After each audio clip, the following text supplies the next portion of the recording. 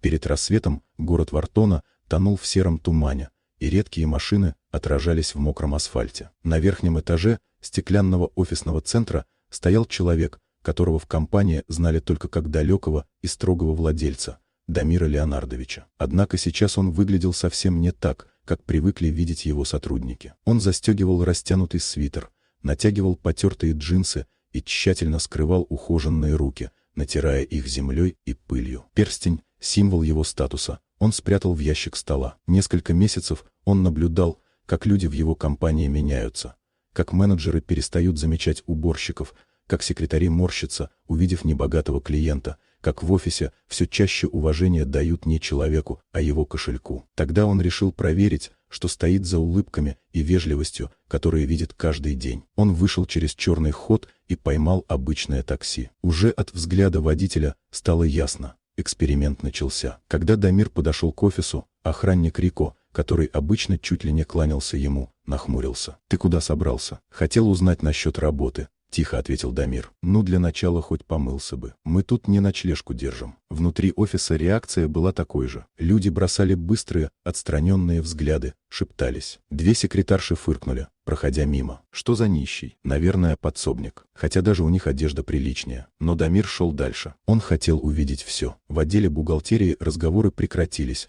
едва он вошел. Он попытался сесть, но секретарь Лайма резко отодвинула стул. «Не трогайте, это офисная мебель, потом нам отмывать». Несколько человек хихикнули, кто-то прошептал, что он еще один попрошайка. И только один сотрудник, тихий программист Даниэл, подошел и спросил спокойно и по-человечески. «Вам помощь нужна?» Лайма зашипела на него. «Оставь». Но он не отступил. Он человек. И раз он здесь, значит, ему нужна помощь. Он принес чай, салфетку, предложил проводить к администратору. И делал это естественно, без жалости, без снисходительности, будто это обычная ситуация. К полудню всех сотрудников собрали в конференц-зале. Люди волнуются, переглядывались, гадали, кого собираются ругать. Когда двери открылись, вошел тот самый бедно одетый мужчина. Несколько менеджеров уже готовились его выгнать, но он снял кепку. И по залу прокатилась волна шока.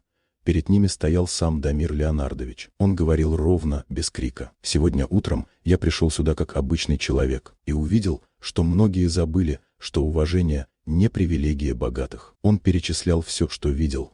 Грубость охранника, презрение бухгалтерии, брезгливые взгляды секретарей. Сотрудники опускали головы, кто-то дрожал, кто-то кусал губы. Потом Дамир посмотрел на Даниэла. Но был один человек, который остался человеком. Один, кто не судил по одежде и не боялся насмешек. Он позвал Даниэла вперед и сказал: «С сегодняшнего дня ты руководитель отдела разработки. Не за отчеты, не за лояльность, а за уважение к людям». В зале стояла тишина, и только Даниэл, растерянный и покрасневший, стоял рядом, единственный, кто прошел испытание, о котором даже не знал.